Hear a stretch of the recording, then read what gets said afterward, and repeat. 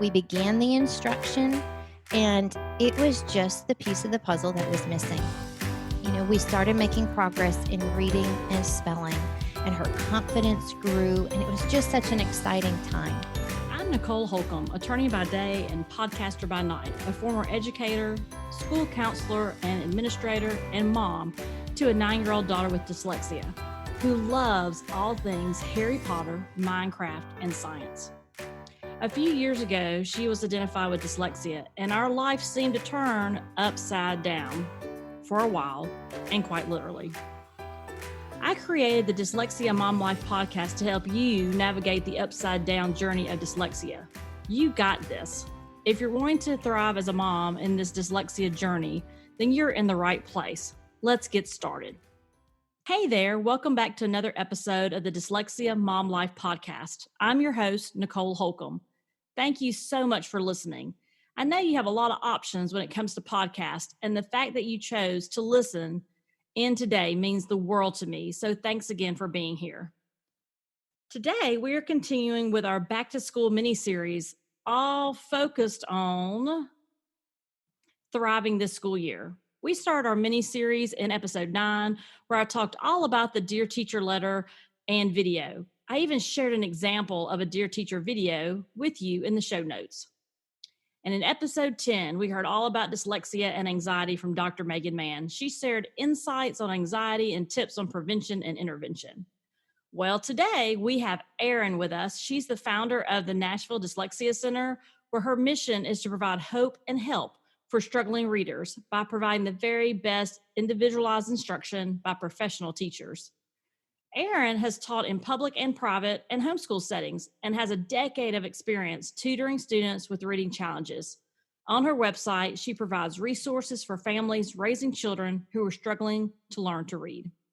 Don't worry, I will include a link to Erin's website in the show notes. You can get the show notes at dyslexiamomlife.com/episode 11. And that's the number 11. Erin is going to share with us all about her teaching experience and provide you with many school options to consider as our world is changing constantly. I can't wait for you to hear her experiences as a private teacher and tips when we are faced to learn from home yet again. After you listen to the episode, you can grab a copy of the Back to School Survival Guide for Moms to set you up to thrive this school year. Listen first and then grab the freebie. The link to the freebie is in the episode description and also on the website, dyslexiamomlife.com. We are so excited to have Erin Paske with us today, and I will not have you wait any longer. So let's meet Erin. Erin, hey, I am so excited to have you on the show today. Hi, Nicole. It is my pleasure. I am so happy to be here with you. Okay, so hi, Erin. I'm so excited to have you on the show today, and I'm so glad that you are part of our Back to School mini-series. For those who don't know you yet, can you just give us a quick introduction so they can get to know you better? Absolutely. And what led you to this wonderful world of dyslexia? Well, I don't know if I can do it quickly because we've all had a journey, it seems, to get where we are today. But I'm excited to share my story with you, Nicole, and with your listeners, because I've really had an unconventional professional career in education. And I think that the sharing of my story is going to be encouraging to parents because it's been so different. We need to think creatively during this time when we're trying to educate our children. And that's what I've done. And it's just been a really neat journey. And this is a time when we can embrace that creativity in education. So if we go back a few years, I grew up in Wisconsin. I have a degree in elementary education from a university there. And I actually started a master's in reading while I was doing my undergrad. I've always been interested in how kids learn to read. And I remember going to some of my initial classes, and the professional teachers who were there to continue their education, they would talk amongst themselves and they'd say, I've got this child who keeps reversing his B's and his D's.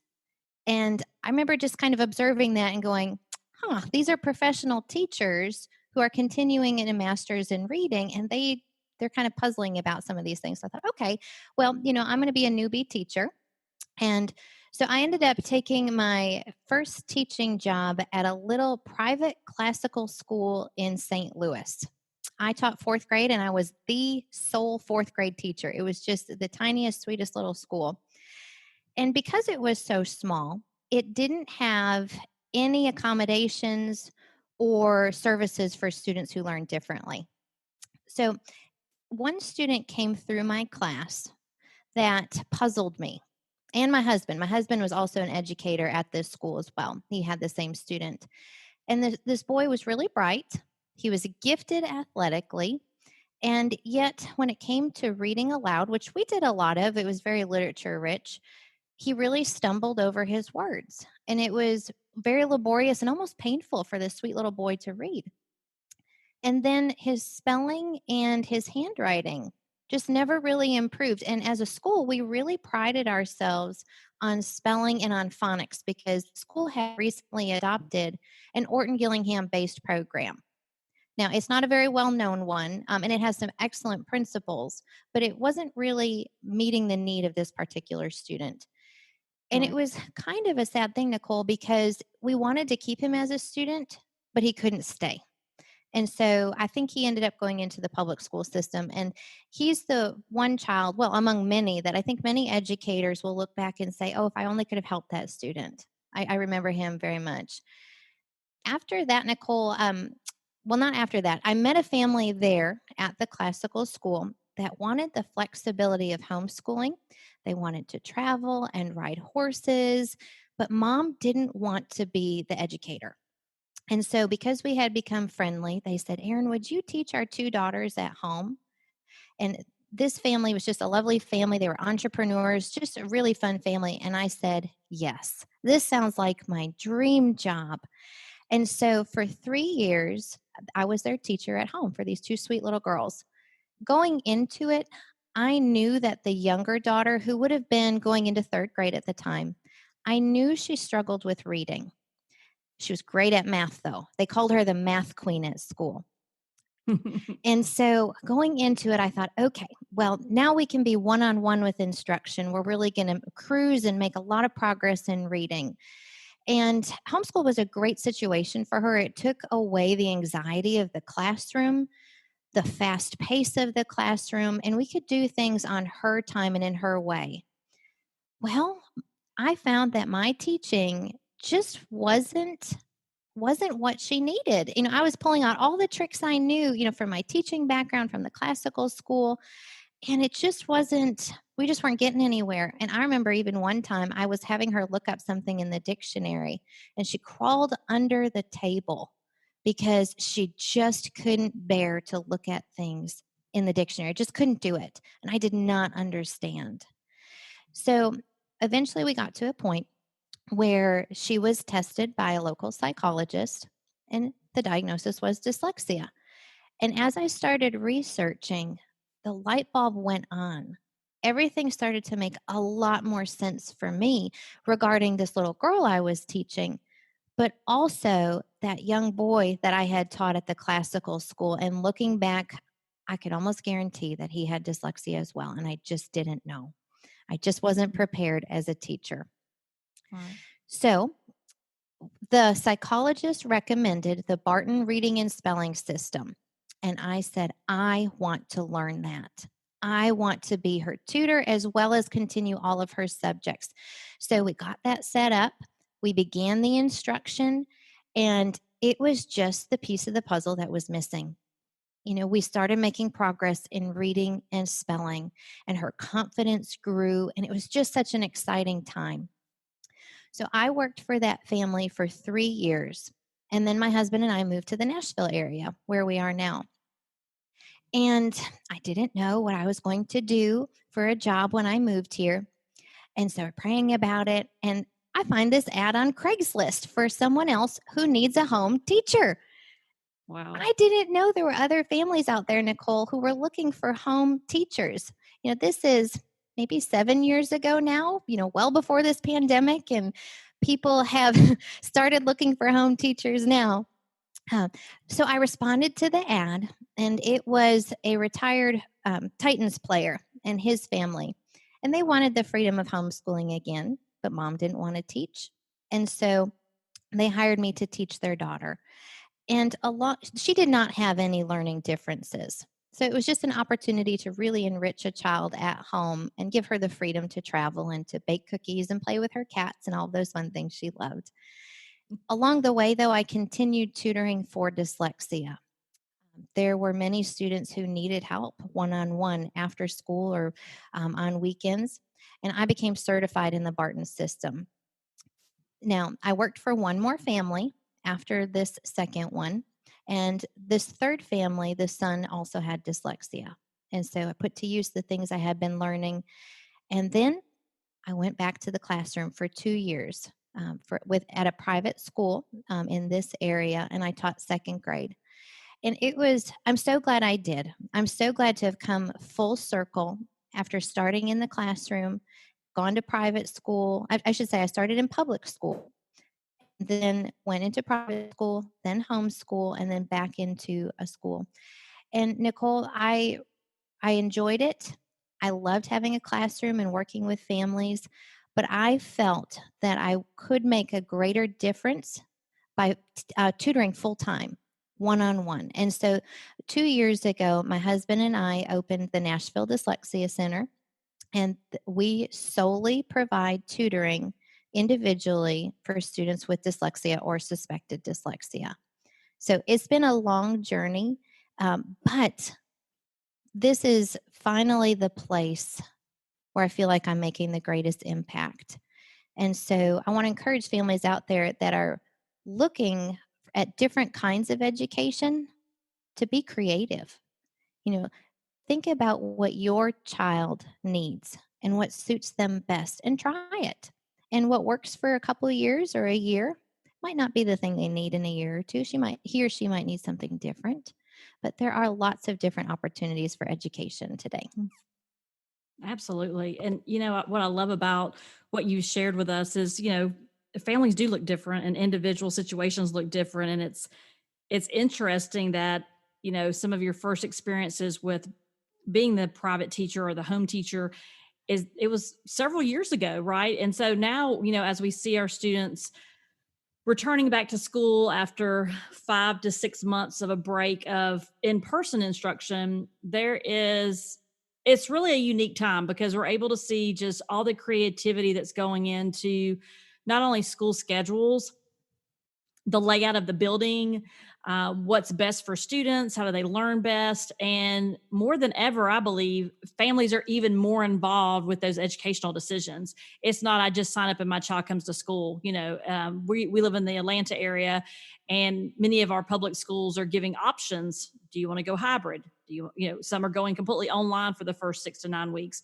So I love the couple of things, because what we know about dyslexia, right, is that it's very individualized. Like every child looks a little different with their strengths, and they look a little different with the level. I guess, I don't know if level is the right word, but to say if they're mild or moderate or severe dyslexic, or they may have other things, articulation or ADHD. So every child, as we know in general, are very unique, but even that other layer of dyslexia and the strengths that they have really gives us the opportunity to look outside the box. And I think more and more families are doing that. So I'm so excited to have you share your journey with us today.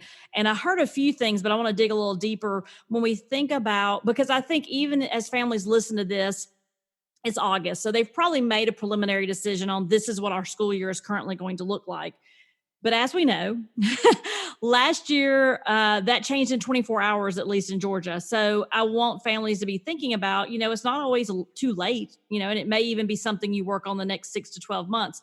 But I know that it just may look different. So as I dig a little deeper with you about the benefits of having a teacher come to your home, have a private teacher, what are some of the benefits that you've seen for those students? Erin, what I was thinking about too, is I was thinking about that picture you posted of you and the child on the swing, and I think she's crocheting or knitting or something, and then you're reading. And so that's that's the picture in my mind when I ask you, what are some of the other benefits from teaching at home, and specifically the parents. I can tell you from our background, we are educators in our home. but I don't want to teach my fourth grader. Like that has been a clash for us because we do have very strong personalities, me and my daughter. And so she responds better to a teacher. So for us, even I can see the attraction of having a private teacher or someone else to be the primary facilitator if we end up back at home again. So I was curious if you could share some of those benefits you've seen firsthand of being in homes with families. Yes. I found that homeschooling is extremely efficient. So, if you think about a school day, you have the time it takes to get to the child's classroom. You might have assemblies, you have bathroom breaks, you have all kinds of little things that take up quite a lot of time during the school day. And it's not necessarily that they're bad things, but with homeschooling or learning at home online, however you want to look at it, you're extremely efficient. You hop on the computer, you do your assignments, you're done. Or if you are mom homeschooling your children, or if you hire a teacher to come in, you choose the subjects that are most important to your family. You get straight to work. The child finishes their assignment, and you have actually a lot of free time during the day. And I think one benefit of that is your child is not so worn out. The school day can be very long, and especially for our students that learn a little bit differently, they are working at 110% all day long. And so, I mean, parents, I'm sure you've seen this where your child comes home and they've held it together all day at school and they just have a meltdown after school. And so, learning at home can really take away a lot of the physical stress that they're under, but also the mental and emotional stress that they're under. When you learn at home, it's a private situation. The only people that are going to hear your child read aloud are you, maybe another parent, and a sibling. Their peers aren't around to hear them make mistakes. And so they become much more secure at home. They become much more confident and they're willing to try. And so I have found for the students that I've taught, at least, who have been in school before, that coming home just relieves a lot of anxiety for that child and for the parent, then too. If their child's stress level comes down, then theirs does too, because they're not so worried about them. Right. I would say too, Nicole, learning at home, you can choose the pacing for your child. And so some of our dyslexic students, they might be really gifted at math. And so they're able to do two math lessons in one setting because they just love it so much or they just understand it. And they Right. might be a year or two ahead in math after some time. Now, you might need to slow down on some things. You might need to, with their reading or their literature, you might need to slow down a little bit and go at their pace. And that's perfectly fine. We are not one size fits all people. You know, when we finish school, we go off to do different things according to our interests, and homeschooling really allows students to go at their pace. And I love that because as I think about last year, and I'm not criticizing educators. I live with an educator. Absolutely, they did phenomenal in what they had to do in a 24-hour period. But now we have had a minute, right, for them to think through things. But I know, as I think through, and I know families that are in similar situations, learning at home.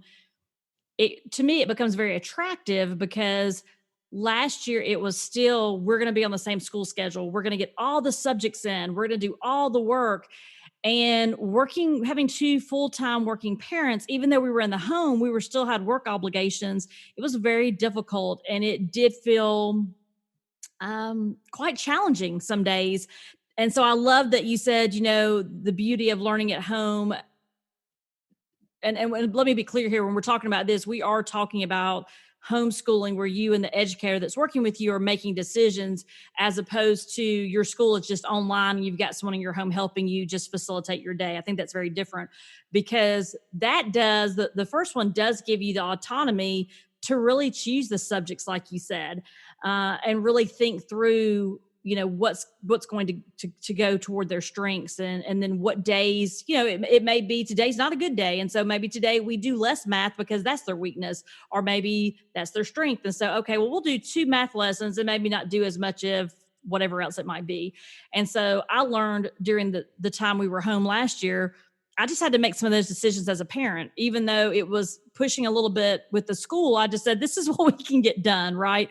But I do think that's a huge benefit. The pacing is a huge benefit, the self-confidence, and the really, you as a family thinking with your child, if they're old enough to do that, about pacing and what that looks like. And then if you're blessed to have an educator come work with you directly in your home, you can really have some strong conversations about what does this need to look like. And like for us, by the time we would get to Friday, we were pretty much done. Like I wasn't getting much work out of. So by noon, I was like, okay, we're just done.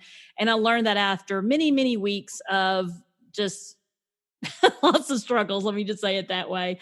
I think though, as I think, through that other options and scenarios, though, I do think about one of the things that was a downfall last year, and that wasn't anybody's fault. It was because we were and are literally in a pandemic, which is the social interaction.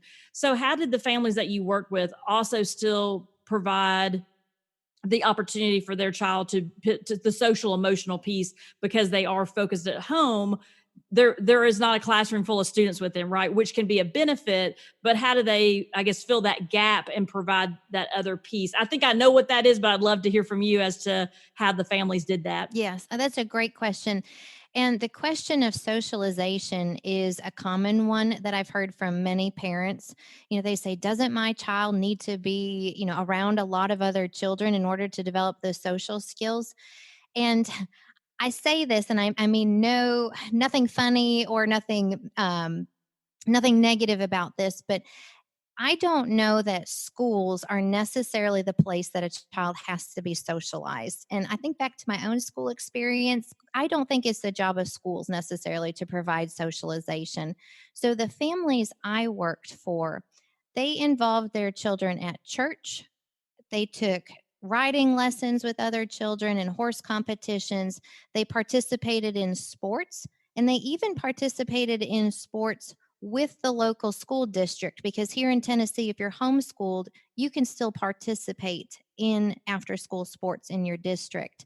And so they would join things that they would join activities that fit their schedule, that fit their budget, their time frame, and the things that they were interested in at the time.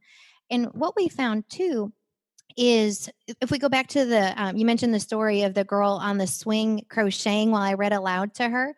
Well, what we actually did is we brought someone in to teach crocheting, and she was a lovely grandmother. And we had a lovely relationship with her, getting to know her as she taught the student this skill of crocheting. So, socialization doesn't necessarily need to be with children your child's own age.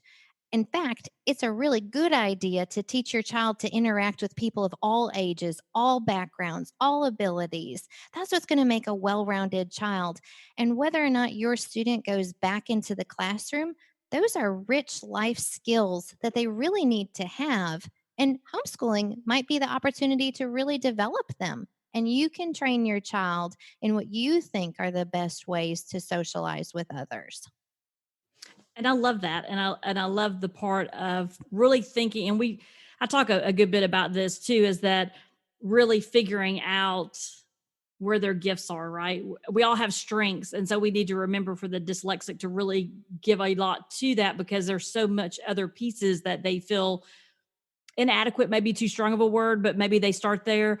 So I love the idea of, no matter what your school situation looks like, finding those similar interests. So if your child's interested in soccer, or they're interested in crocheting, or whatever it might be, getting them also to have the opportunities to work with other students or other adults who also love that and can share such valuable pieces.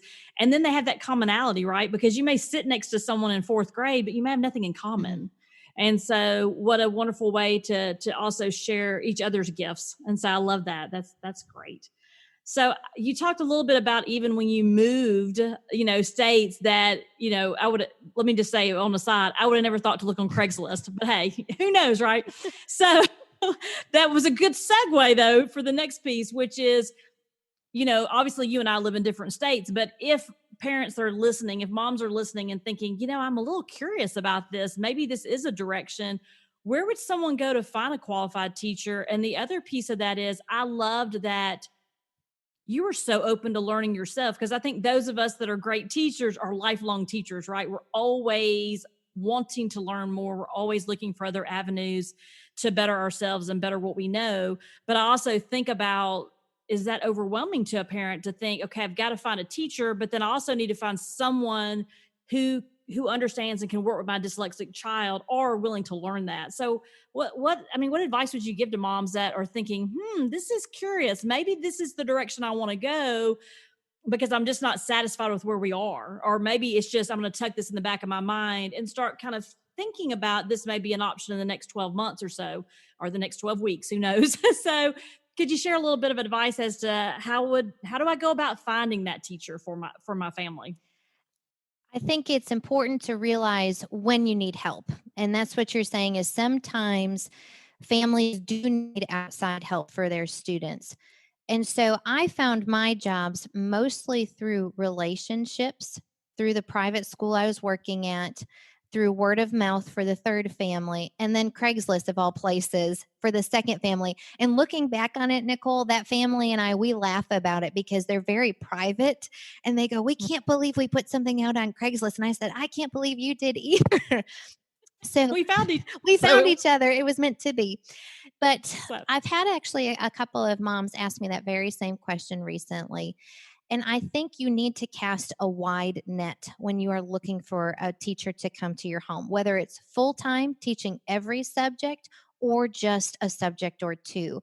So put it up on your social media that you are looking, put it up in the mom's Facebook groups or on Instagram. Those are the ones that we think of doing.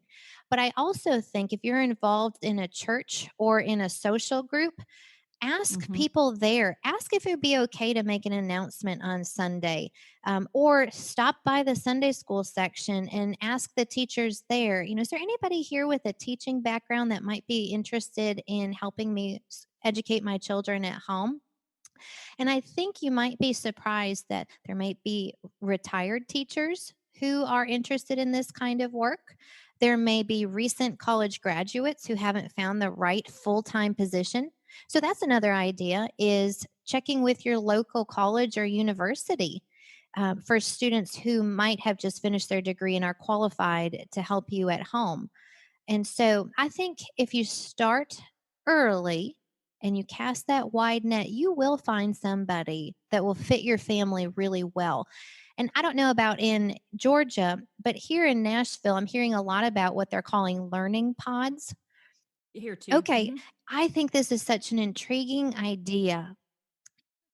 You partner with another family in your neighborhood or maybe a couple or in your general area and you share teaching duties or you all meet at one person's home. It would really look like whatever that group decided it wanted to look like. And I think that's a fascinating idea too, because maybe there's a mom there who has a teaching background, but she doesn't want to take on every single teaching duty every day, but you could share some of those things. And so it really is, how can we think creatively about this?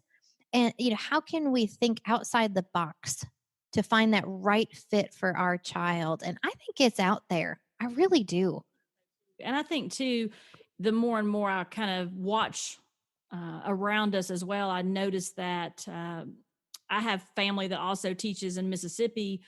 And, it's interesting to see how different states are responding to the pandemic, but it's also interesting to see what the different school options look like.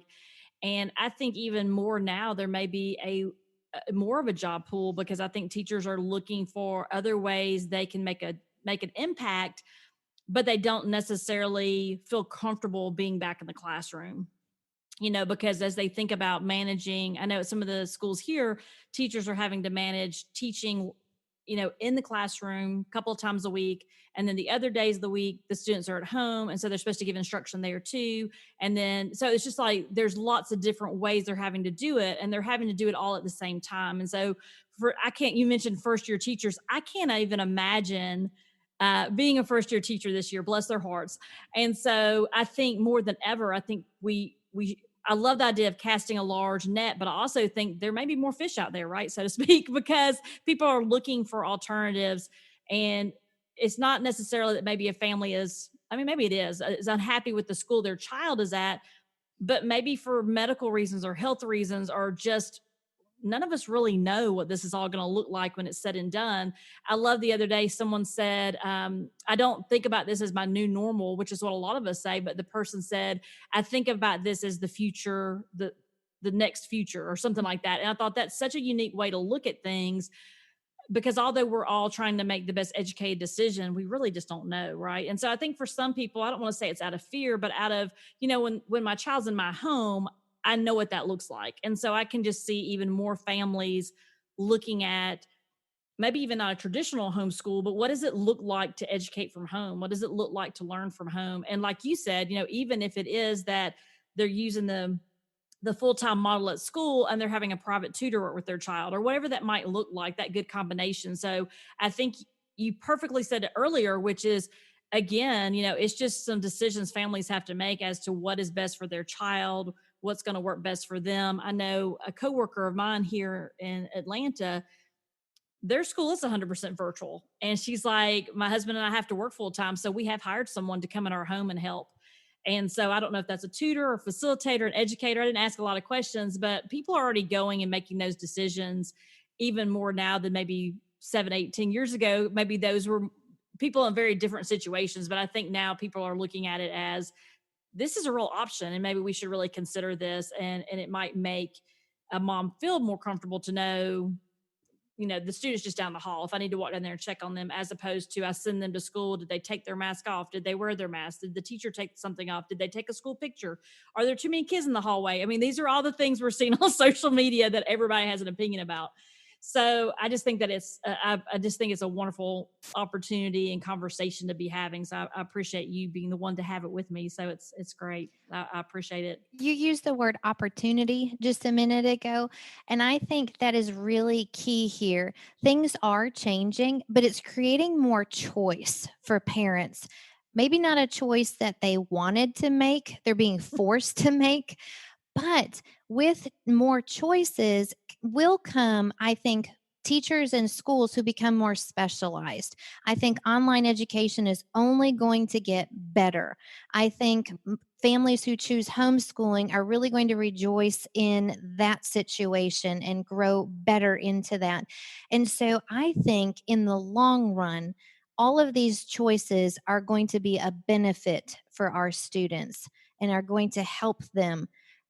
Are we going to have growing pains right now? Absolutely. School has already started here in Middle Tennessee, and there have been some major hiccups along the way. But I also think, Nicole, I have high hopes for this generation of children. I think that they are going to grow up and learn to be more flexible, more resilient. I think that they can be very hardworking as a result of all of these things and maybe more independent, especially for those of them who are at home learning online, maybe a little bit more independently. So I think there are some positives that are going to come out of this, but it's going to take a little bit to work through all of that. And I think as parents and educators, we need to keep a really positive attitude for these children. It is so important to walk into that classroom or start the homeschool day positively. These children have no control over these things, and we don't want to increase their anxiety. We want to give them opportunity and laugh about when things go wrong. And when you have a hard day, you have a hard day. But we want to go in and say, you know what? This is what's going on right now. We're going to make the best of it. And so Right. let's do that. Let's go forward together and really try. And I think too, you've got to give yourself some grace as a mom, because I think last year, or at least I can speak for myself, I'm very type A. So I had a schedule and we were going to do this, this, and this. And, and then too, I think I was naive thinking, oh, it'll just be a week. Oh, it'll just be 2 weeks. And then like 12 weeks in, I'm like, oh, I guess we're doing this thing. So, I think, but I did learn along the way to really watch my daughter, right? And there were some days and I was like, you know what? We've done for today. We're just done. We're going to take a break. We're going to do some other fun stuff. And and I had to be okay with, I had to give myself a little space to be okay with, okay, you weren't able to check all today's boxes off. And that's okay, because the school was giving you what they thought you needed to provide all the resources. And so maybe that day we didn't get to the extra social studies lesson or whatever it might have been. because you really just have to pay attention to what's going on. And there were days I got it wrong. Absolutely. There were days when we had meltdowns, and I was like, okay, so I tried to do it all and it's just not possible. So I think as moms, we have to also, I agree. I think it's going to be very interesting to see what this generation of students look like 10, 20 years from now. But for right now, I think we also have to give ourselves some space to be okay with not getting it right, or to walk in the other room and take some deep breaths and say, okay, are we okay stopping where we are? Do we just need to take a 20-minute break? What is it that I need to do next? And so I think in those situations, you just have to roll with it and just know that you got your students and your child's best interest at heart. But sometimes it's okay to make mistakes, and it's okay to give yourself some space and some grace, because we're not going to get it right every day. Well, And that's I'll tell okay. you a little secret, Nicole. Classroom teachers have the exact same experience. We have Right. rock star days where everything is done, the lessons are taught to the minute, and kids are acing things. And then we have really hard days too, where you need to walk down to the teacher's lounge and get a cup of coffee and just take a Right. minute. It's the Yep. same thing because we're people. We are real people with real emotions, and we this is our experience. We go forward together. That's right. Well, before I let you go today, can you tell us a little bit about maybe a favorite story that you may have, maybe a favorite student story about dyslexia, or maybe a favorite something that you've been through as far as your dyslexia journey and working with students that you'd like to share? Well, I would like to share actually a little bit about the services that we offer because they have changed. And I think that parents need to hear a little bit about some of the options for students with dyslexia. I started my business with in person tutoring, and Mhm. we actually don't have a physical location. And so I and my tutors travel to private schools, to students' homes, to libraries, really wherever we can meet students and get the job done. And that's a wonderful arrangement. Now, it has its limitations. Geography, we have to have a tutor available in a certain location in order to provide services. We have to have a time slot open, and so on and so forth. Now, online tutoring has always been an option for my business. I didn't pursue it until I had to when the pandemic hit. And Right. so at first, I was a little resistant to it, but it was the wise decision. And now I am so glad that we tried it. And so we transitioned every single one of our students to online dyslexia tutoring. They continue to work with their same tutor one on one for their sessions, and it's gone beautifully. We did not miss one session as a practice when the pandemic hit because we all went online so nicely. And most of our students have remained online and opted for that. And I think there's a couple reasons for that. One, it provides a stable educational experience. We're not in person one day and then, oh, we've got COVID. And so now we've got to transition online. So it's very Right. predictable, it's very stable. We teach the exact same lesson online that we would have taught in person. Everything is exactly the same. And so we use Zoom and a platform called Wizimo. And I know parents are going to go, oh, no, not Zoom again. And I get it. We are all zoomed out at some point. However, it's a little different with private tutoring. There's one other person on the screen, and that's your child's tutor, and they are face to face. They are interacting the entire time. And um, it's very, well, to use the word interactive again, and it doesn't feel like the mass Zoom call that you might have at school when they're trying to do online schooling. And so students, they love it. They kind of feel like they're playing a game when they're on the computer and moving the little letter tiles. They're so comfortable in that world Oh, anyway. they are. They are absolutely. And online tutoring can open parents' schedules up. And so, you can meet with your tutor before the school day and do that. And it makes rescheduling lessons so much easier. So, we've talked a lot today about different educational settings, and I think that there's something out there for any parent. And so, as we go forward as a dyslexia tutoring practice, we're going to continue with the online model. We can have a greater reach, a greater impact, I believe, and we can serve students anywhere. we can serve students outside of Nashville. And so we'd be happy to do that. So I want to encourage parents. You you have opportunities and options. I think it's actually a very exciting time, and I think it's going to be good for our students. Great. Well, remind the listeners where they can find you. So I am the owner of Nashville Dyslexia Center. Our website is nashvilledyslexiacenter.com. I have social media pages on Facebook. You can just go to Nashville Dyslexia Center, and then Instagram is Nashville_dyslexia. So I'd love to meet your audience online. That would be great. And I love to follow you on both, but Instagram I've kind of migrated to lately, trying to grow myself, and I love all the things and I love all the examples, and it's just wonderful. So please go follow Erin and the Nashville Dyslexia Center, because it's amazing. Thank you so much. I've enjoyed talking with you today, and I've enjoyed learning more about homeschooling options and just options in general, and learning more about your business. And I love the idea of, we can still do this even if it is over a digital medium, because kids are digital natives. And so they jump right in and they're good to go. It's us that we have to figure out where's the Zoom code and all that kind of good stuff. But kids are very, like you said, very resilient. And so they will do well with that as well. So thank you so much for being here today and sharing your thoughts and sharing your time with us. It is my pleasure. Thank you so much, Nicole.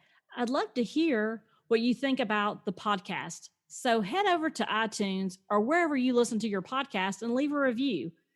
And I might just give you a shout out on the next podcast. So tune in for our bonus episodes. We're going to have some bonuses this month. And on Monday, we will have another special guest for you on our back to school mini series that you don't want to miss. Have I mentioned that you need to subscribe? Maybe not, but I'm doing it again. So subscribe to the podcast so you won't miss any of the episodes. Seriously, you're going to want to listen wherever you listen to your podcast. And hey, just remember, you got this. Go enjoy your day.